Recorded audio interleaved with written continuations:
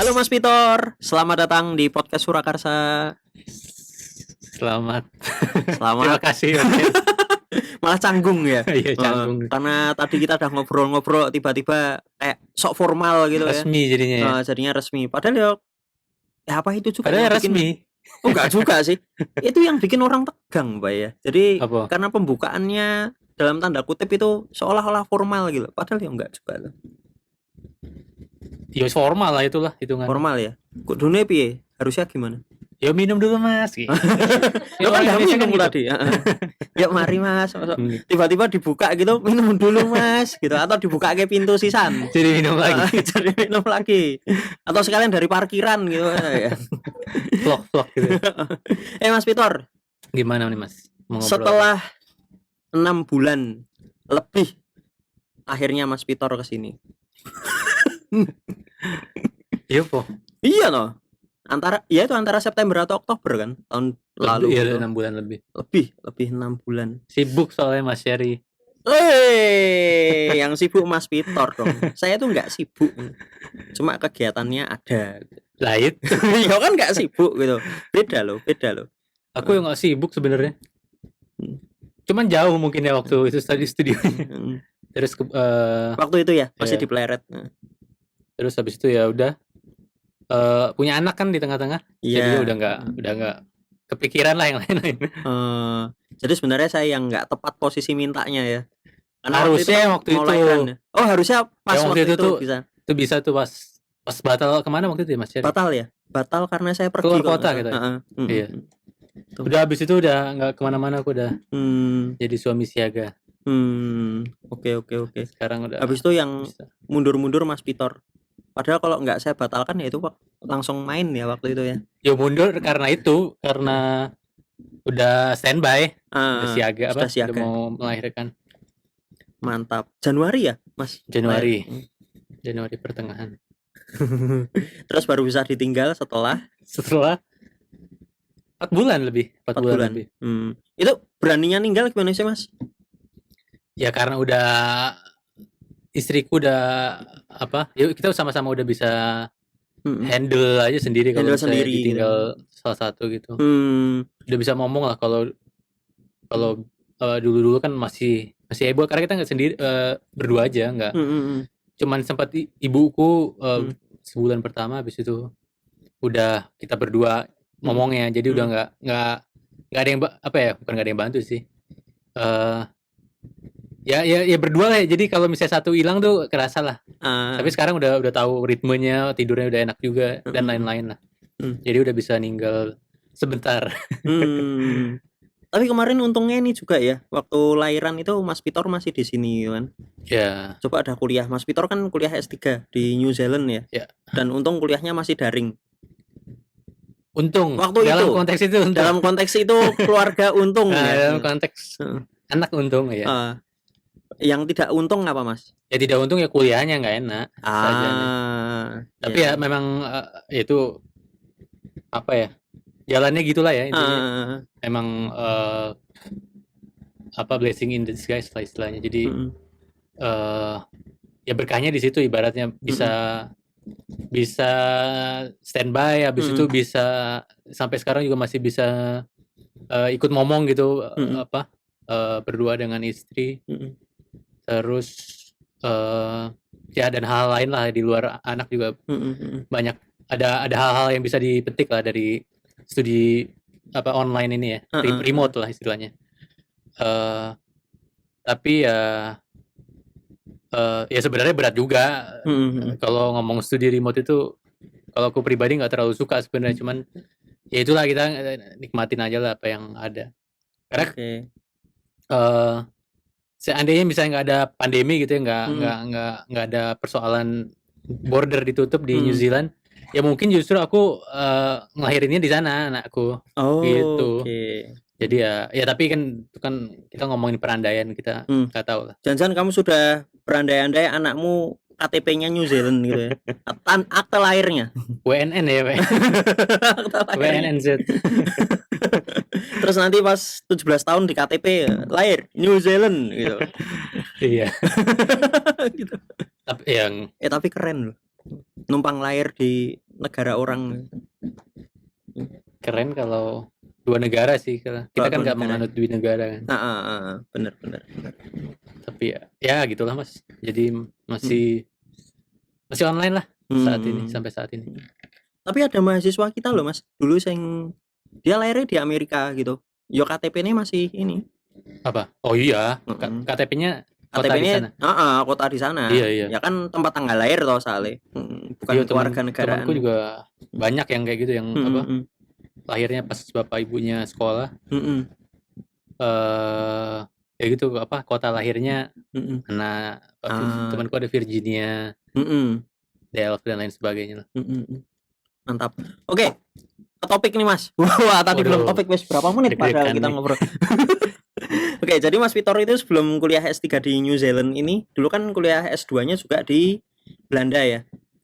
Di Wageningen. Kalau orang Belanda bilangnya Wageningen. Ya, kalau kita ngomongnya Wageningen. Oke. Ya. Wageningen. Oke. Kemudian S1-nya Mas? S1-ku di UI Sosiologi. Dari UI Sosiologi, S2 di luar negeri. Wah, UI Sosiologi, S2 luar negeri, S3 tidak di sini. Wah, II gitu kan. Oke, nah itu kenapa milih di luar, Mas? Pas S2 dan juga pas S3 ini. Kalau aku sebenarnya alasannya karena aku suka jalan-jalan sih awalnya, Mas.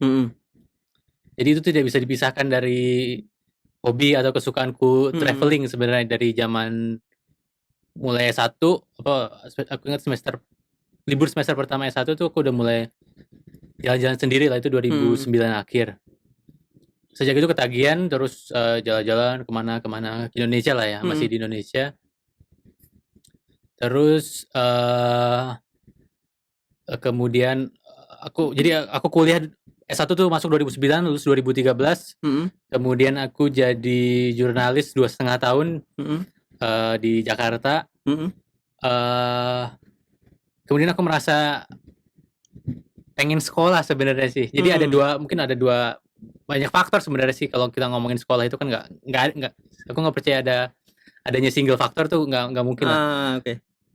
Salah 2 yang bisa ku sebut yaitu aku suka jalan-jalan, dan yang kedua ketika bekerja ya sebagai jurnalis di Jakarta, mungkin aku merasa jenuh kali ya, atau merasa sebenarnya aku senang, itu cita-cita masa remajaku, tapi aku merasa kayaknya pengen sekolah lagi gitu, karena waktu itu aku ya mungkin sampai saat ini sih, waktu itu aku merasa aku suka dengan teori-teori gitu. Jadi aku suka baca, bukan hanya baca novel dan puisi dan lain sebagainya, tapi aku juga suka baca ya artikel-artikel ilmiah dan lain-lainnya. Karena memang waktu itu aku udah punya interest yang spesifik ke kajian waktu luang dan pariwisata. Jadi leisure studies and tourism studies, dan bahkan yang utamanya sebenarnya aku waktu luang itu sebenarnya adalah ibaratnya yang membuat aku pertama kali suka dengan dunia akademik ya sebenarnya waktu luang. Aku selalu tertarik kenapa orang menghabiskan waktu luangnya, kenapa dia milih waktu luang ini, kenapa tidak ini, dan lain sebagainya. Kalau orang kan mungkin lebih tertariknya ngomongin soal pekerjaan kan, kamu mau kerja apa, kenapa orang milih kerja ini. Kalau menurut aku itu nggak menunjukkan orang manusia gitu. Orang dilihat apa waktu luangnya, mengisi waktu luangnya dengan apa gitu. mengisi waktu luangnya dengan apa, kenapa dia memilih itu sebagai waktu luangnya. Lalu kalau ngomongin secara sosiologisnya, faktor sosiologis apa yang mempengaruhinya, keluarganya atau pressure teman, gaya hidup dan lain sebagainya. Jadi luas sebenarnya. Akhirnya aku menurunkan itu ke pariwisata, karena menurutku ngajar atau ngomongin atau neliti waktu luang di Indonesia kayaknya belum, masih terlalu aneh mungkin atau terlalu unorthodox lah. Jadi aku bukan turunin sebenarnya, ya bisa dibilang turunin dalam arti aku menganggap tourism atau traveling itu sebagai salah satu bentuk dari waktu luang, leisure.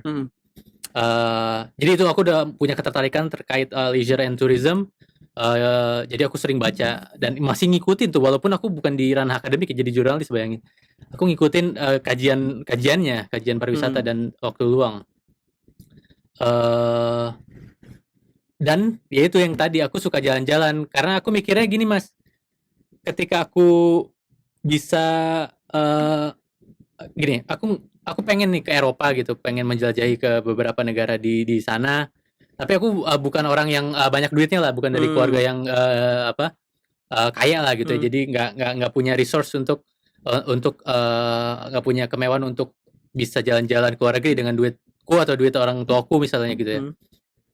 Aku nganggapnya salah satu jalan yang bisa aku tempuh ya sekolah gitu karena dengan sekolah aku mungkin bisa dapat beasiswa dan dari situ aku udah tinggal di suatu negara ya, Belanda dalam konteks ini. Ya udah aku jadi bisa jalan-jalan ke banyak tempat akhirnya di Eropa, ke Italia, ke Jerman dan lain sebagainya lah, sampai ke Eropa Timur gitu ya. Jadi sebenarnya ya jalan-jalan itu sangat-sangat penting sih dalam mempengaruhi keputusanku ya waktu itu untuk studi di luar. Karena kan kalau mau ngomong tertarik dengan studi bisa aja dong di dalam negeri ya nggak? Betul. Tapi kan karena aku punya ketertarikan terhadap tadi jalan-jalan itu ya aku memilih keluar. Dan waktu itu sebenarnya aku diterima di kampus yang aku sekarang S3 di Otago University of Otago. Oke. Jadi aku diterima di Wageningen ini dan di Otago. Tapi waktu itu ya karena aku pengen jalan-jalan, salah satu faktor kuncinya ya aku memilih ke Eropa karena aku mikir kalau di Eropa ya bisa ada banyak negara yang bisa aku jalani gitu ya, saya singgahi lah. Sementara kalau waktu itu aku ke Otago ya paling aku cuma muter-muter di New Zealand gitu. Iya. Atau mungkin Australia dan sebagainya. Waktu itu masih pengen lah ngeliat Eropa tuh kayak apa sih. Waktu itu masih ada keinginan seperti itu. Karena terintegrasi ya. Nah, karena kan jarak antara satu Uni Eropa itu kan. Jadi kita juga bisa tanpa perlu bikin visa lagi udah bisa berpindah ke negara-negara lain. Dan waktu itu di Otago itu masternya 1 tahun. Oke. Jadi aku pengen tinggal di luar Indonesia agak lama lah. Kalau setahun kok kayak nggak kerasa. Jadi ya udah waktu itu gampang aja pilihnya ya jelas di Belanda. Otago waktu itu aku tolak gitu ya. Walaupun memang kemudian aku selalu tertarik untuk tinggal atau mencoba tinggal di New Zealand sih. Aku selalu pengen tahu New Zealand itu seperti apa sih. Makanya ketika S3 itu juga mudah aja menurutku untuk pilih. Ya udah aku udah tahu kampus yang aku mau. Paling nggak aku udah tahu negara yang kira-kira aku mau tinggal di mana. Dan aku kira-kira juga udah tahu kampusnya di mana karena aku udah pernah research itu ketika S2 kan. Otago ini. Dan kalau mau cari-cari background alasannya akademis ya karena di Otago tourism departmentnya itu ya beragam lah. Maksudnya dia ada antropolog, ada yang backgroundnya psikologi, ekonomi, sosiologi dan lain sebagainya. Jadi beragam dan aku pengen berada di lingkungan yang diverse seperti itu supaya aku bisa terekspos lah. Jadi terekspos dengan perbedaan. Jadi kayaknya kalau misalnya cuma sosiologi atau antropologi aja yo nggak kemana-mana gitu dan nggak terbentur lah pikiranku. Menurutku nggak akan melangkah jauh sih kalau misalnya di tempat yang seragam seperti itu. Kira-kira gitu Mas. Itu ya. Tapi itu dapat beasiswa Mas, dua-duanya. Iya. Dari ya. Yang S2? Yang S2 LPDP. Yang S3 dari BPI, Kemendikbud. Oh, yang dosen ya? Ya, Beasiswa Pendidikan Indonesia itu, yang untuk dosen. Dosen PTV. Perguruan Tinggi Vokasi. Dipisahkan PTA. Bener-bener. Terus kalau untuk ininya ngurus beasiswanya sulit nggak waktu dulu? Dulu waktu nggak dapat misalnya nih nggak dapat beasiswa ya nggak kuliah S2 di luar? Ya enggak ya? Enggak. Tetap meskipun diterima ya tetap harus beasiswa. Iya iyalah. Kalau misalnya nggak dapat beasiswa ya yang nggak akan berangkat karena nggak ada duitnya. Ya mungkin akan milih studi di dalam gitu misalnya kalau sampai nggak dapat, tapi ya nggak akan berangkat pokoknya. Beasiswa memang. Apa tadi pertanyaan lupa?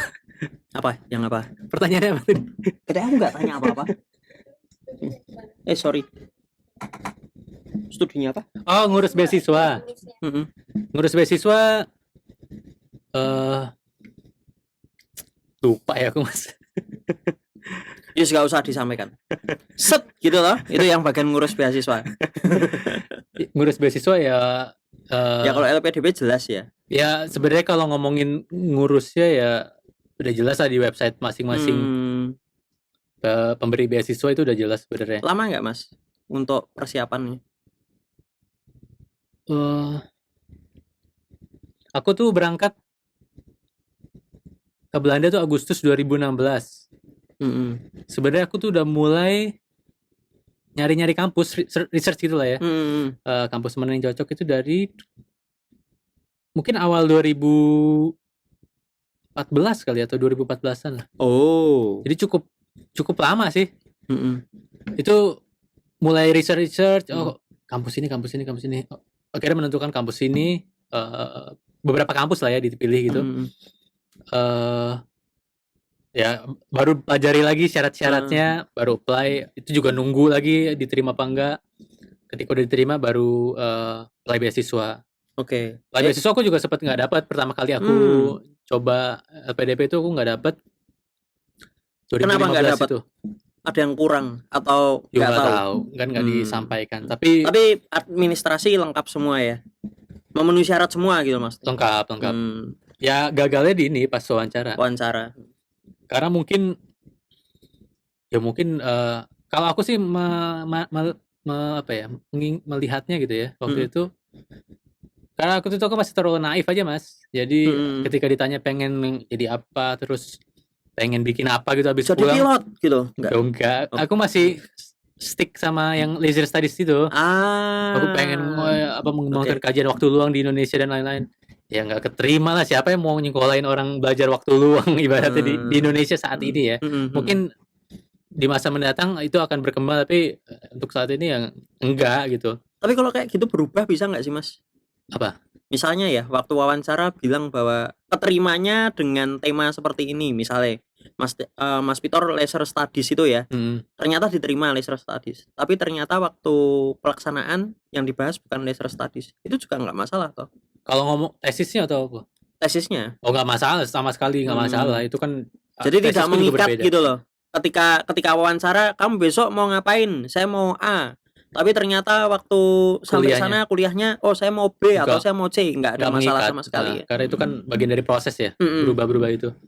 Dan jurusanku itu namanya di Wageningen itu Leisure, Tourism and Environment. Jadi ya wajar aja aku ngomongin leisure, orang nama jurusannya Leisure, Tourism and Environment, dan ngomongin tourism juga wajar gitu.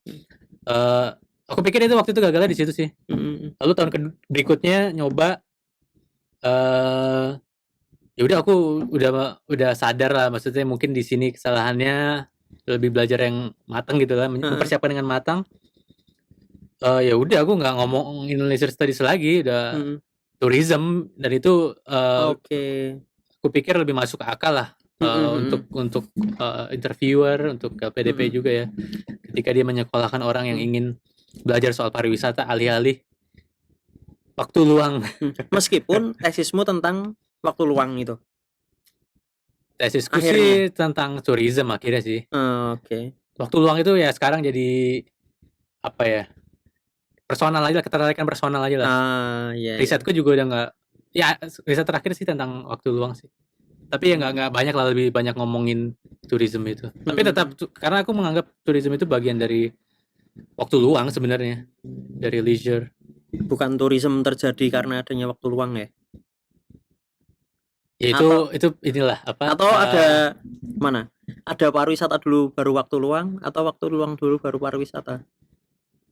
Atau orang dipaksa untuk membuat waktu luangnya sendiri?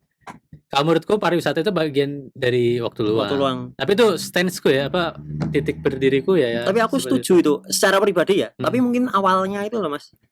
Awalnya. Oh iya. Tapi setelah ke belakang orang mencari waktu luang, bukan mengisi waktu luang, tetapi tidak semua orang mengisi waktu luang. Bisa jadi ada orang yang mencari waktu luang.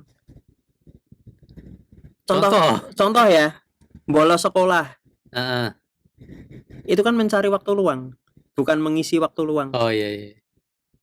Orang bolos atau cuti kerja untuk berwisata, itu kan mencari waktu luang. Ya karena Dia membuat momennya sendiri, bukan mengisi momen, tapi dia membuat momennya sendiri. ya mencari momen untuk diisi kan. Karena ya memang kalau ngomongin struktur masyarakatnya ya kita tidak dimungkinkan untuk itu. Maksudnya kita harus ya kayak tadi ngomongin bolos itu kan bagian dari pencarian waktu luang kan. Dan kalau kita bisa ngomongin tentang masyarakat katakanlah kelas ekonomi menengah ke bawah gitu ya, yang waktu luangnya terbatas. Ya menurutku salah satu hak paling penting adalah untuk waktu luang, dan itu perlu diperjuangkan, dicari gitu loh. Makanya kalau kita ngomongin pariwisata juga kan, salah satu kalau aku di kuliah sejarah pariwisata, salah satu yang aku bahas yaitu soal tuntutan buruh ya waktu zamannya revolusi industri kalau nggak salah. Ya pokoknya waktu zaman kapitalisme itulah. Aku sampai lupa apa teorinya, apa ceritanya. Cuman intinya waktu itu buru-buru di pabrik-pabrik di barat menuntut pembagian jam kerja yang lebih pendek. Jadi 8 jam bekerja, 8 jam tidur kalau nggak salah, dan istirahat gitu, dan 8 jam untuk waktu luang. Jadi sebenarnya kalau kita ngomongin pariwisata itu nggak bisa dipisahkan dari tuntutan untuk memperjuangkan atau perjuangan untuk mendapatkan si waktu luang itu. Karena tanpa itu kita nggak mungkin kerjanya masih panjang dan kita nggak punya waktu luang yang cukup gitu untuk berwisata, untuk ngapa-ngapain dan lain sebagainya gitu. Oke. Iya, tapi tidak semua waktu luang diisi dengan berwisata kan? Oh iya, salah satunya berwisata. Makanya kan aku bilang salah satu bentuk waktu luang berwisata. Pariwisata sebagai salah satu bentuk waktu luang. Bagian dari waktu luang. Karena bukan satu-satunya jelas. Bisa macam-macam kan, musik, olahraga dan lain sebagainya. Ya itu nanti bisa dibikin teorinya ya. Sebenarnya udah banyak sih yang ngomongin. Banyak, tapi kan mereka kasusnya kan beda-beda kan, pasti gitu kan. Dan pasti hasilnya juga keluarnya beda-beda. Dan belum penting lah di sini sebenarnya. Belum dianggap penting ya. Belum dianggap. Kalau di luar tuh ngomongin soal leisure terus recreation itu udah jadi prodi sendiri tuh, recreation park. Kita masih ngomonginnya soal industri kerja. Belum sampai sana lah, belum dianggap penting lah ngomongin waktu. Padahal sebenarnya secara praktik kita selalu memperjuangkan itu. Apalagi kita di vokasi. Maksudnya karena kita di vokasi dituntut untuk lebih ke industri kan. Itu kan mungkin jadi salah satu menurut saya gitu. Ya kalau nggak ada sisi akademisnya juga kurang sih. Iya. Kalau hanya menyiapkan tenaga kerja gitu loh, bukan kemudian ya memang dalam konteks apa nih? Secara apa? Dalam konteks keilmuan. Oh iya. Gitu. Kalau disiapkannya memang hanya tenaga kerja, bukan orang yang kritis, ya tidak bisa dipungkiri tenaga kerja kan pasti mereka juga orang-orangnya kritis-kritis juga kan. Kalau nggak kritis ya nggak bakal mungkin menuntut haknya kan gitu. Iya. Cuma dari sisi yang lainnya itu kan yang mungkin perlu diperhatikan, tidak hanya vokasionalnya, tidak hanya industrinya gitu.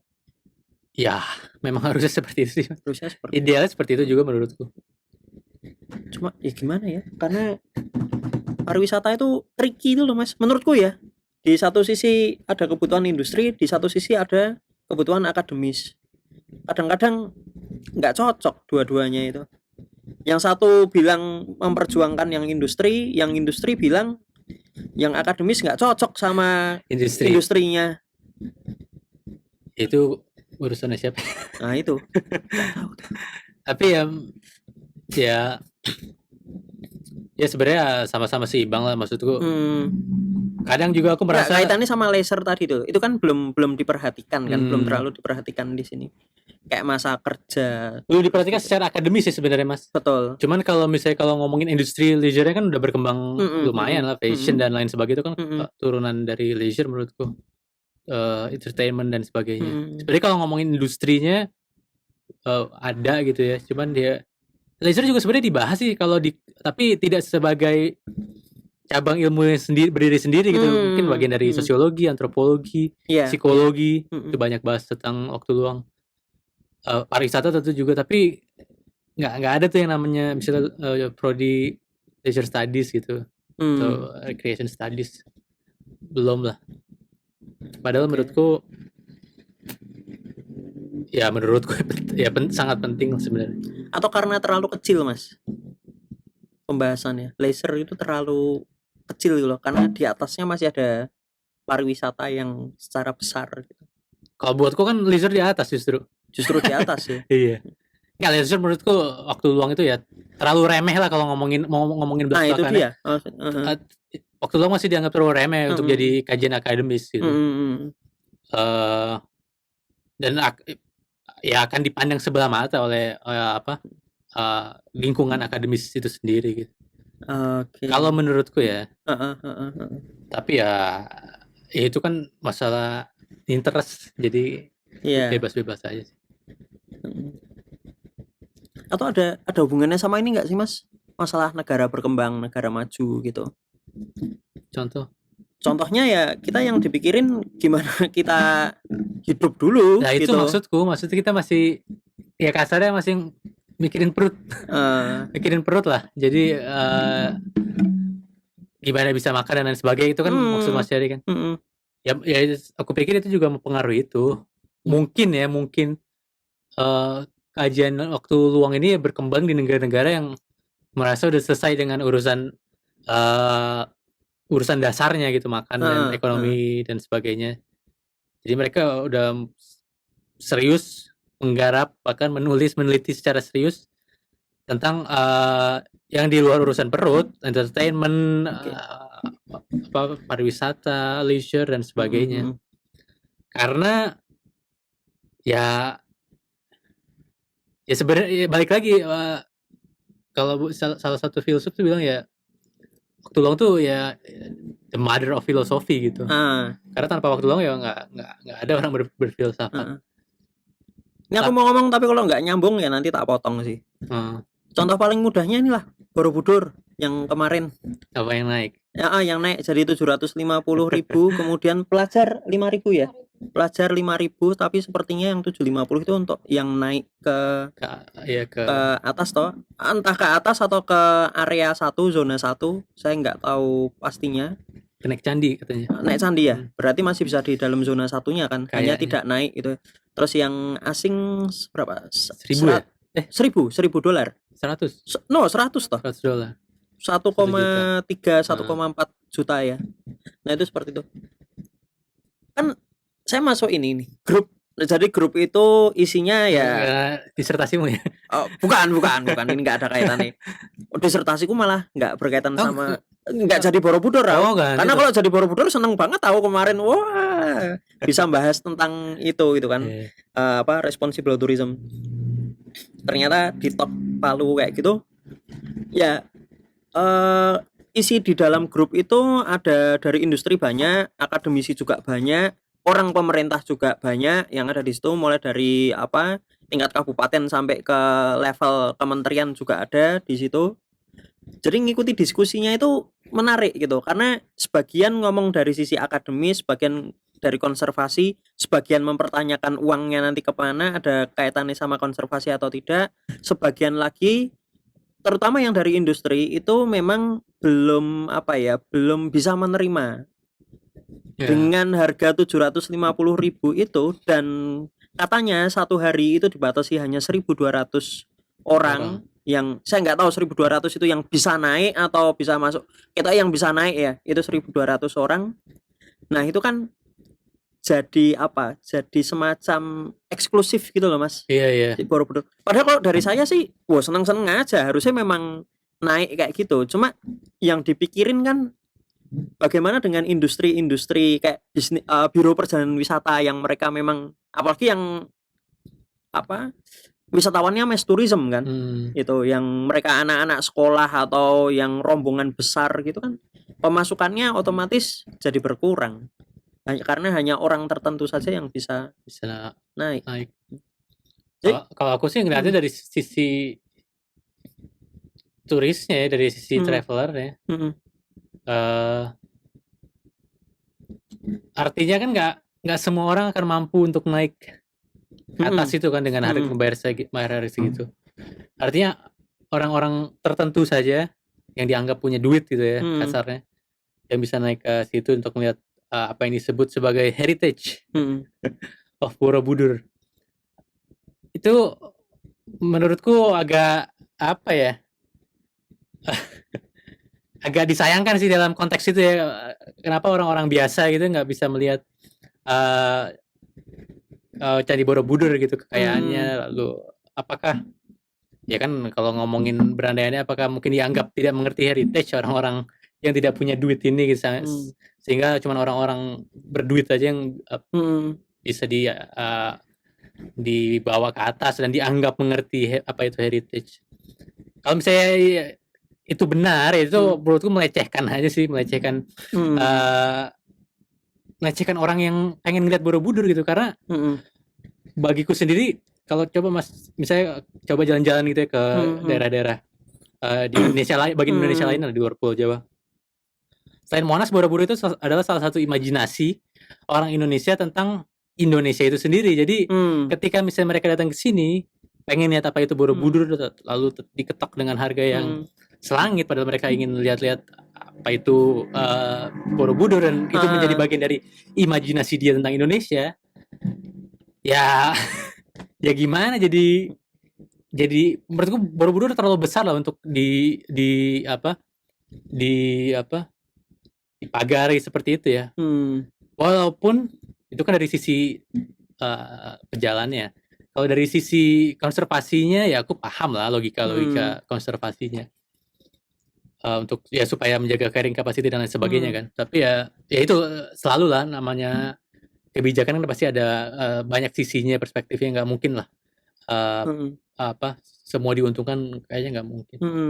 Kalau aku lihatnya lebih ke sini Mas, aku juga menyayangkan yang harganya naik gitu. Tapi aku sangat setuju dengan pembatasan orangnya, yang carrying capacity-nya itu aku sangat setuju ya kuotanya.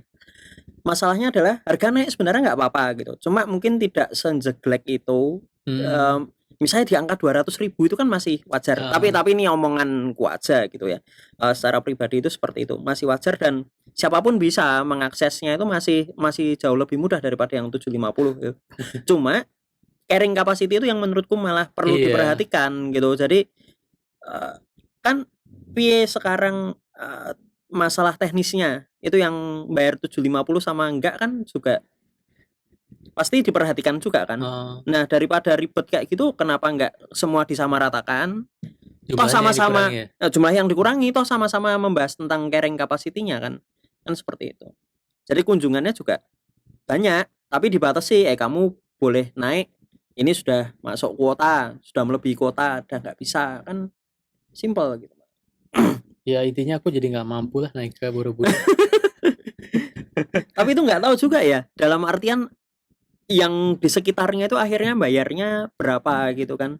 Karena kalau yang belum secara formalnya, baru katanya kan yang disampaikan yang pelajar bayar Rp5.000 itu. Nah itu juga wilayahnya sampai mana, apakah sampai pasarnya atau apa sampai parkiran foto terus pulang kan, ya nggak tahu juga gitu kan. Atau bisa masuk, kalau masuk aksesnya mana, tapi kalau 5.000 masuk sampai ke dalam, ya sebenarnya disayangkan juga kenapa sangat jelek ya. Ya tapi pasti ada alasannya lah, pasti. Mungkin terlalu chaos ya di sana mungkin dalam konteks pengelolaan turisnya. Tapi kalau dikaitkan sama konservasi sih, aku sempat ngobrol sama teman-teman di balai konservasi itu juga. Ya mereka yang justru menyarankan masalah carrying capacity itu, kalau nggak salah ya, dalam satu waktu dalam satu satuan waktu, misalnya 1 jam rentang 60 menit itu hanya 128 orang yang bisa naik ke bagian utamanya. Ya kalau dibuka 10 jam gitu berarti ada 1.280 orang kan yang boleh naik dalam 10 jam itu di situ. Ya memang mereka yang menyarankan boleh lebih dari itu, maksimal 2 kali lipat gitu. Jadi 128 berarti 256 yang boleh naik gitu. Itu kan jumlah orangnya tuh. Itu jumlah orangnya, bukan jumlah uangnya. Ya mungkin itu nggak cukup, mungkin ya. Artinya perlu itu kan bagian dari filter ya Mas. Di filternya dari sisi tiket masuknya mungkin untuk memfilter supaya makin sedikit lagi orang yang ingin naik ke sana. Mungkin lah itu, tapi ya itu persepsi banyak orang bisa lah. Taruh gini sih, ini nggak terlalu jelek harganya. Misalnya udah pernah ke Sampokong yang ada di Semarang. Jadi di Sampokong itu kita bebas masuk Mas. Itu kalau nggak salah saya tahun berapa ya? Itu terakhir masuk 3.000, bayar tiket 3.000 atau 5.000, masuk ke situ. Ya wes, aksesnya hanya di tamannya Sampokong itu, di tengah-tengah bisa lihat wiharanya, bisa lihat macam-macam, termasuk ada patungnya Chengho juga yang gede di situ. Itu boleh aksesnya di situ. Jadi ibaratnya di tengah-tengahnya itu di tamannya. Tapi begitu kita mau masuk ke tempat doanya, itu kita ditarik charge.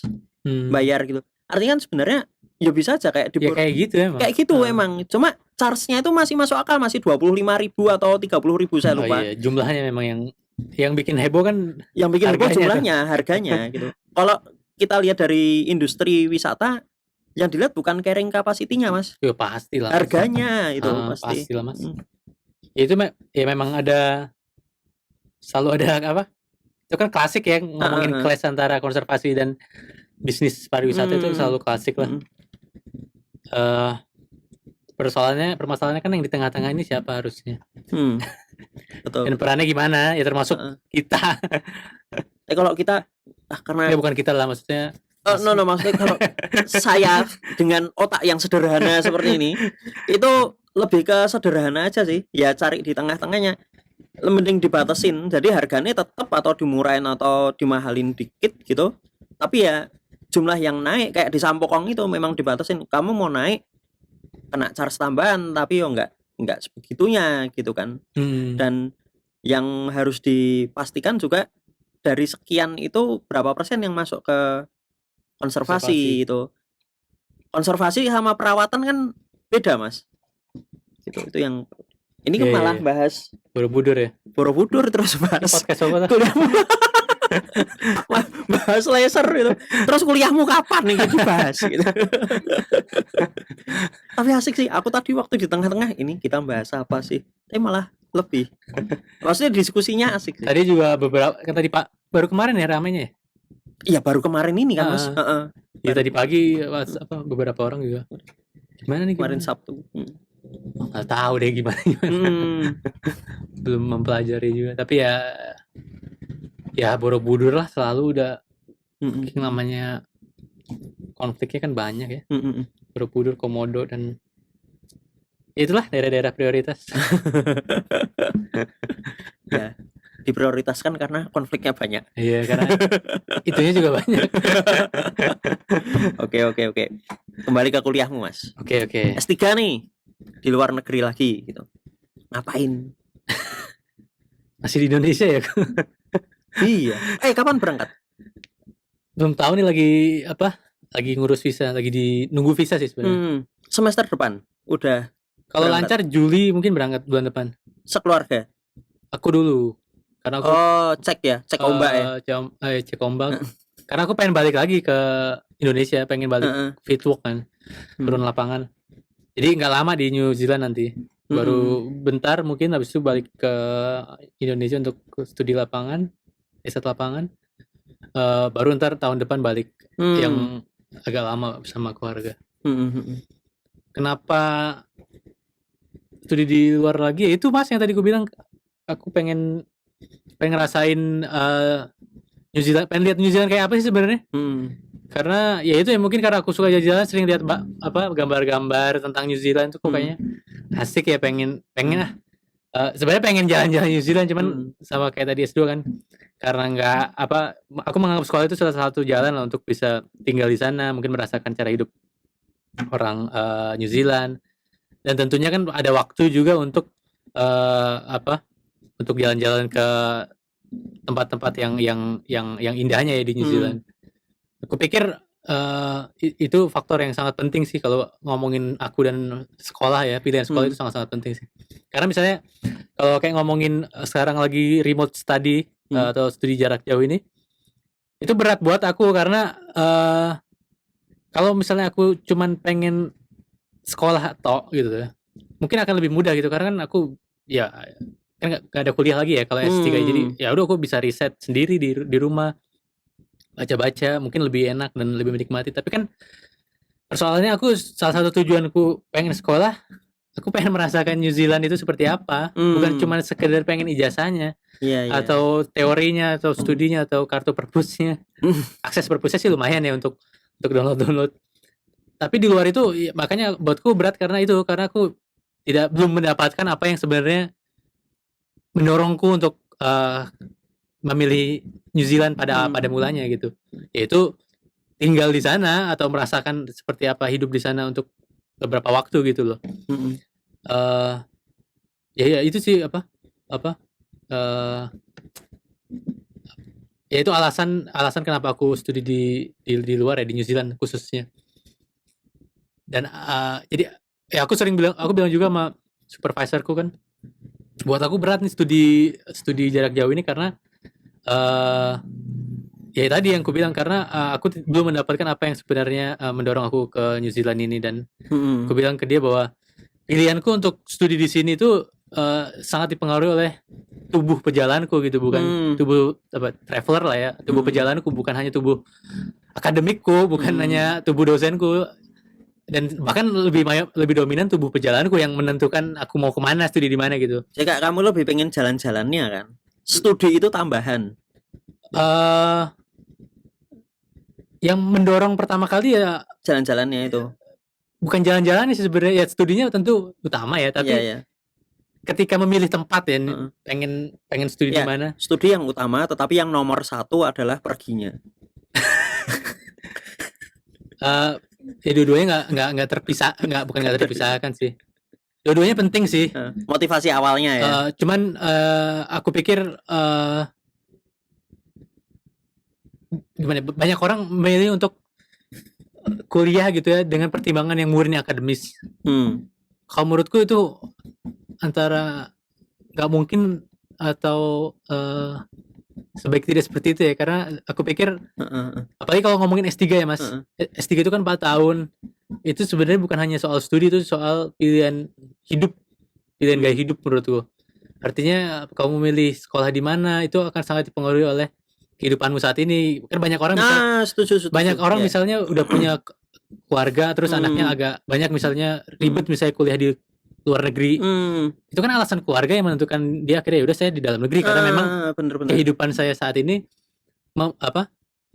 memungkinkannya atau cocoknya, kompatibelnya dengan pilihan studi di tempat seperti ini gitu. Ya demikian juga dengan aku, karena aku backgroundnya adalah orang yang suka jalan-jalan ya, itu yang akan menentukan aku mau kemana gitu kan. Setuju sih Mas, aku dulu juga gitu sih. Kenapa aku milih di dalam, apalagi di dalam kampus sendiri gitu kan. Ya karena kehidupanku itu di sini. Kalau tak tinggal aku akan kehilangan banyak sekali dengan yang sudah bukan sudah aku capai, tapi sudah aku lakukan selama ini. Terus tak tinggal, nggak ada kaitannya sama sekali gitu. Terus aku kembali lagi, aku akan kehilangan kehilangan kesempatan, mungkin kehilangan pertemanan mungkin enggak ya. Lebih ke informasi itu terbaru ya, meskipun gampang aja informasi bisa via WA, via telepon dan sebagainya. Tapi kan rasanya itu karena tidak di tempat itu jadi beda gitu kan. Ya maksudnya artinya itu penting, alasannya penting. Oke. Dan kayak misalnya temanku ada dia waktu itu pengen studi keluar, cuman akhirnya dia memilih di dalam karena ketika dia studi di luar misalnya untuk 2 tahun gitu ya, dia kan kehilangan koneksinya dengan waktu itu dia konsultan, jadi dia akan kehilangan koneksinya dengan orang-orang yang berhubungan dengannya untuk usaha konsultannya itu. Ya masuk akal kan dalam konteks itu ya. Bener gak? Misalnya 2 tahun misalnya ke luar negeri gitu. Ya koneksi linkmu terus dari saut yang lain kan? Disaut yang lain, atau mungkin jadi dibangun lagi kan dari awal kan. Ya itu pilihan-pilihan di luar akademis yang akhirnya menurutku kan, makanya aku bilang tadi setuju. Yang menentukan mau kemananya atau mau di mananya gitu. Kalau dalam konteksku ya tadi karena aku backgroundnya suka jalan-jalan, ya tadi pengaruh imajinasi travelingku yang aku mau kemana, mau ke sana ke sini. Kan banyak orang juga misalnya suka klub bola mana, yaudah studinya di kota ini, atau suka basket studinya di Amerika, kayak gitu-gitulah. Itu banyak yang kayak gitu kok. dan masalahnya aku mengakui aja dan menyadari itu bahwa itu bagian yang penting Oke. Jangan dianggap remeh gitu. Karena itu yang membuat aku kayak sekarang itu ya karena aku jalan-jalan. Setuju. Mantap, matur nuwun Mas Vitor sudah Sama-sama, datang Mas di Sherin. sini. Keren sih, terutama pembicaraan kita tentang kuliah ini, ya ampun cuma saiprit gitu ya. Tapi yang tadi boleh semua ya disampaikan ya. Aman ya. Diskusi-diskusi Aman, tadi kayaknya aman deh. aman ya. Nggak ada yang makar. Nggak ada yang ya kita kan cuma dari sisi Oh iya bener apa loh, ya, kita kan membahas secara perspektif perspektif pribadi ya. tidak mengatasnamakan siapapun, pokoknya Kok pribadi. saya masalahkan podcast juga. Matur nuwun Mas Vitor atas kehadirannya. Thank you Mas. Sampai jumpa lagi. Salam sehat bahagia selalu. Siap. Matur nuwun. Thank you.